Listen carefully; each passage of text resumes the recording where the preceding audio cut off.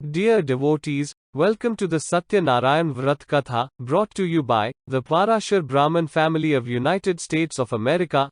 The worship of Lord Sri Satyanarayan, Sri Mahavishnu, is an integral part of Sanatan Dharma.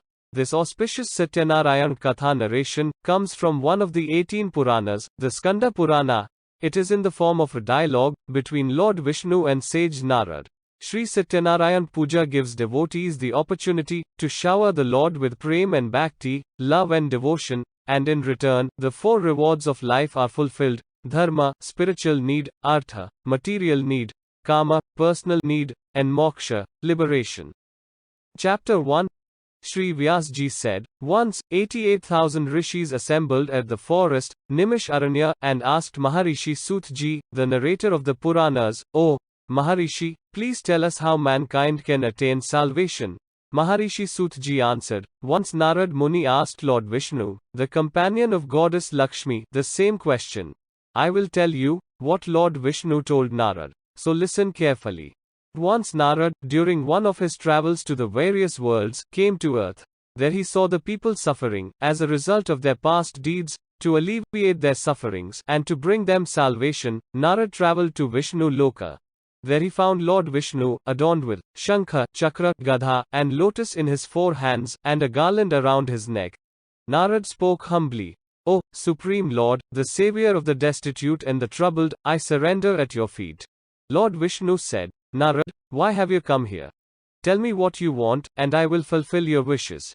To which Narad replied, "O Bhagavan Ji, people on planet Earth are suffering in many ways as a result of their own past sinful deeds. Please bestow your grace, and reveal to me, as to how they can be helped."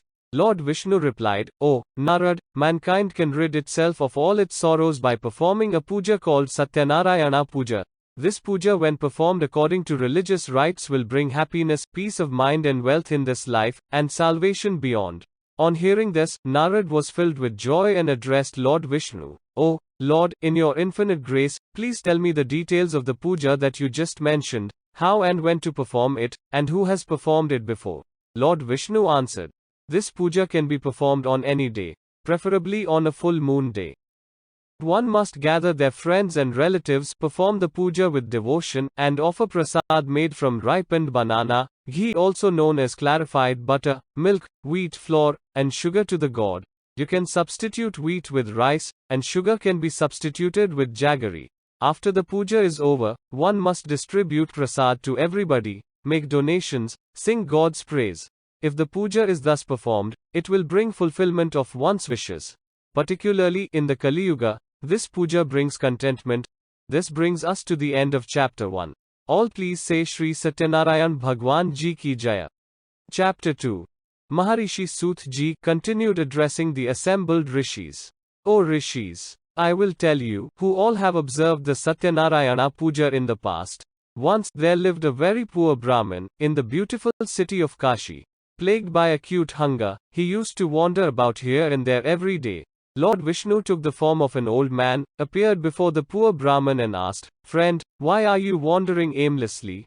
The poor Brahmin replied, 'Sir, I am a very poor man. Unable to bear the pangs of hunger, I beg for alms. Sir, if you know a way out of this misery, please tell me.'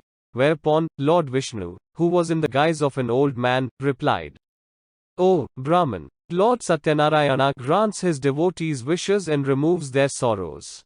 So you should perform his puja and reap its benefits.' Lord Vishnu then explained the details of the Satyanarayana Vrat Katha to the poor Brahmin and disappeared. The poor Brahmin immediately resolved to perform the puja. After a sleepless night, he got up early in the morning and went to beg for alms, his mind fixed on only one thing, namely the puja. That day, he got a lot of money, with which he performed the puja with his relatives and friends. With Lord Satyanarayana's grace, he shed his poverty and lived a contented life. Every month, he performed the puja and finally attained moksha, the salvation." Maharishi Sutji thus told the assembled rishis the story, which originally was narrated by Lord Vishnu to Narad Muni. The rishis again addressed Maharishi Sutji, "O great one, please tell us in detail, who else performed the puja?" Maharishi Sutji continued, "One day when the poor Brahmin from Kashi was observing the Satyanarayana Vrat Katha, A woodcutter entered his house and asked for water. Seeing the Brahmin perform the puja, the woodcutter inquired what the puja was about, and what good it would bring. The Brahmin, who had been bestowed with Lord Narayana's grace, spoke. This is called Satyanarayana Vratkatha. Anyone who observes this Vratkatha will get all riches. I myself have been bestowed with wealth. The woodcutter was delighted to hear this. He learned the proper way to perform the puja, ate the prasad that was offered by the Brahmin, and went his way. With Lord Satyanarayana on his mind, the woodcutter resolved that he would observe the Vratkatha with whatever he was going to make by selling firewood that day. He went to the part of the city where rich people lived, sold the firewood, and made twice the normal profit. Pleased with his luck, the woodcutter bought bananas, sugar, ghee, milk and wheat flour and performed the Satyanarayana puja with his friends and relatives. By Lord Narayana's grace, he too acquired enormous wealth, and lived comfortably, and attained moksha, the salvation. This brings us to the end of chapter 2. All please say, Shri Satyanarayan Bhagwan Ji Ki Jaya. Chapter 3. Maharishi Sut Ji continued. O Rishis, I will now tell you the story further. In the olden days there lived a wise king by the name Ulka Mukha. He had mastered all his senses, and always spoke the truth. He used to go to the temple every day, and give gifts to the Brahmins. His lotus-faced wife was a pure and pious woman. One day, the royal couple was performing the Satyanarayana puja, at the banks of the river Bhadrashila. At that time, a merchant called Sadhu sailed by in a boat. Seeing the king perform some puja, Sadhu stopped his boat, got off, and addressed the king humbly. "O king, would you kindly tell me what you are doing with such devotion and concentration?"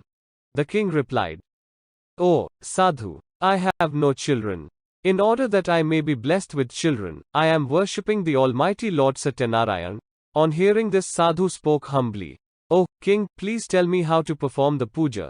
I would like to observe the Vratkatha, as I too have no children." The king told him all the details. Sadhu returned home, and with great joy told his wife that they should perform Satyanarayana puja, which will fulfill their desire to have children. He then resolved to perform the puja, after the child was born. Then by the divine grace, Sadhu's wife Leelavati conceived, and in due course, a beautiful daughter was born to them. They named the child Kalavati. One day, Leelavati reminded her husband of his promise to perform puja. Sadhu told his wife that he would do the puja at the time of his daughter's wedding, and he got busy with his work. In the meantime, Kalavati grew up and blossomed into a lovely girl. Sadhu sent out messenger to find a suitable groom for his daughter. One of his messenger found a good-natured and handsome boy in a Vaishya family from Kanchan Nagar. Sadhu found the boy to be a suitable match for Kalavati and celebrated his daughter's wedding with great pomp and show. But Sadhu completely forgot about the Satyanarayana puja, and thus angered Lord Satyanarayana. One day, Sadhu went on a business trip with his son-in-law. He stopped to trade at Ratnapura, that was ruled by King Chandraketu. Since the Sadhu forgot to deliver on his promise, Lord Satyanarayana placed a curse on Sadhu, and wanted to teach him a lesson. One day in Ratnapura, some thieves robbed the king's treasury, and were running away. The king's soldiers followed them. The frightened thieves threw the things they had robbed near Sadhu and his son-in-law, who was sleeping under a tree, and escaped. Finding the king's treasure near Sadhu and his son-in-law, the king's soldiers arrested them, and brought them before the king. The king ordered them to be chained, and thrown into prison. Because of Lord Narayana's Maya, nobody even listened to what Sadhu had to say. In his defense, King Chandraketu also confiscated all their merchandise. Lord Narayana's curse did not spare Sadhu's wife. Some robbers broke into her house, and Leelavati lost everything. One day, Kalavati was very hungry, and ran out of the house. She wandered here and there, and stopped at a house where Satyanarayana puja was being performed. She stayed at that place until the puja was over, and ate the prasad that was offered. When she reached home, it was late night. Leelavati asked her where she had been. Kalavati told her mother that she was listening to Satyanarayana Katha in somebody's house. Leelavati at once remembered her husband's promise to perform the puja, and resolved to observe Satyanarayana Vratkatha herself. She collected all her relatives and friends, and prayed to Lord Satyanarayana to forgive their sins. Lord Satyanarayana was pleased with Leelavati's prayers. He appeared before King Chandraketu in his dream, and told him to release the two merchants from prison, as they were not the real thieves. If the king failed to do so, Lord Narayana warned that his kingdom, wealth and children would all suffer. Next morning, the king told his counselors about his dream, and ordered Sadhu and his son-in-law to be released. The latter were frightened, and stood before the king with bowed heads. The king talked to them gently and said, "Do you too have suffered a great deal because of your fate, but there is nothing to fear." The king returned their merchandise, gave them new clothes, and lots of gifts and bid them goodbye. This brings us to the end of chapter 3. All please say Shri Satyanarayan Bhagwan Ji Ki Jaya. Chapter 4. Sadhu and his son-in-law loaded their boat with the riches given to them by the king, and sailed homeward. Lord Satyanarayana wanted to test the Sadhu further. He took the form of an ascetic with a trident, appeared before Sadhu, and asked him what he was carrying in his boat. Without realizing that the ascetic was indeed Lord Narayana in disguise, Sadhu laughed mockingly and said, "Do you Brahman? Are you looking for money, wealth? We only have hay and leaves." On hearing such harsh words of the merchant, the Lord said, "May your words become true." He went from there and sat on the bank of the river. When Sadhu went into his boat, he discovered to his horror that the boat was filled with hay and leaves. Sadhu swooned at the sight, but he was revived by his son-in-law, who said, "This must be the curse of the ascetic. He must be a mystic. Let's go to him and ask his forgiveness." The two merchants then went to the seashore, where the ascetic was meditating. They fell at his feet, and repeatedly begged for his forgiveness. Pleased by Sadhu's devotion, the Lord said, "Sadhu, do not weep. You suffer because you have broken your promise time and again." On hearing this, Sadhu prayed to God, "O Lord, even Brahma and other devas drowned in your Maya cannot comprehend your form completely. How can I, with my limited knowledge, comprehend your various forms? I pray within my limited knowledge. Please show me your true form and bless me." Upon hearing his prayer, God was pleased, and granted his wishes, restoring his merchandise in the boat, and disappeared. The two merchants then joyfully sailed homeward. On reaching their hometown, they sent a messenger to their wives, to inform them of their safe arrival. At that time, Leelavati and Kalavati were performing Satyanarayana Puja. Leelavati quickly finished the puja, and asked her daughter to do so. She then hurried to the seashore to meet her husband. Kalavati, in her eagerness to meet her husband, forgot to eat the prasad, and rushed to the seashore. This action of hers angered Lord Satyanarayana. He caused the ship and her husband to drown in the sea. Not finding her husband, Kalavati started crying. All were wonder-struck and frightened. Sadhu was at a loss to know what to do. Thinking that it was Lord Narayana's Maya, he announced that he would perform Satyanarayana Puja, and prayed to Lord again and again. At this, Lord Satyanarayana, the savior of the sinners, was very pleased and said, "O Sadhu, your daughter did not eat the prasad in her haste to see her husband, so I made him and the boat disappear. Let her go home, take the prasad and return." On hearing this, Kalavati rushed and took the prasad. When she returned to the seashore, she found to her joy, her husband and the boat. Then Sadhu returned home, happily with his relatives, and performed the Satyanarayana Puja every month. With God's grace, he enjoyed all the comforts in this world, and finally attained salvation. This brings us to the end of chapter 4. All please say Shri Satyanarayan Bhagwan Ji Ki Jaya. Chapter 5. Maharishi Sut Ji continued. Once there was a king called Tungdhwaja, who underwent a lot of misery after refusing the Satyanarayana Prasad. One day, after hunting, King Tungdhwaja was resting under a shady tree. Some cow herders were happily performing Satyanarayana Puja nearby. The king, in his vanity, refused the prasad they offered. When he reached his palace, he found that his kingdom, his 100 sons, his wealth, everything was destroyed. Then it occurred to him that Lord Satyanarayana was probably angry with him. He went back to the cowherders, bowed himself before Lord Satyanarayana, and performed the puja with great devotion. Lord Satyanarayana showered his blessings, and the king regained everything he had lost earlier. He lived happily, and reached Vaikuntha after death. Maharishi Sut Ji said, "O holy men, I have narrated to you the Satyanarayan Katha, which was originally told by Lord Vishnu to Narad Muni. By observing this vrat, mankind can attain salvation. In this Kali Yuga, observance of the Vrat can lead to gratification of one's wishes.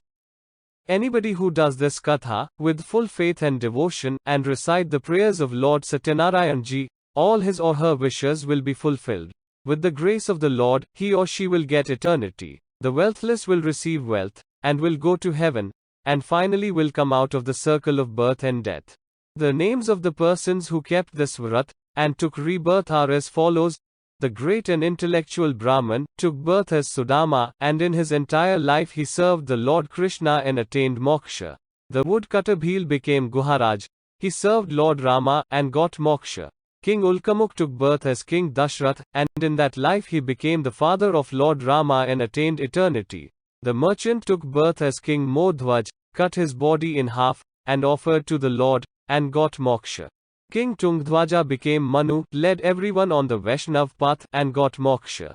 In this way, whoever does Lord Satyanarayan prayer will be free from all sorrows, and will ultimately reach heaven, and get moksha. This brings us to the end of chapter 5. All please say Shri Satyanarayan Bhagwan Ji Ki Jaya.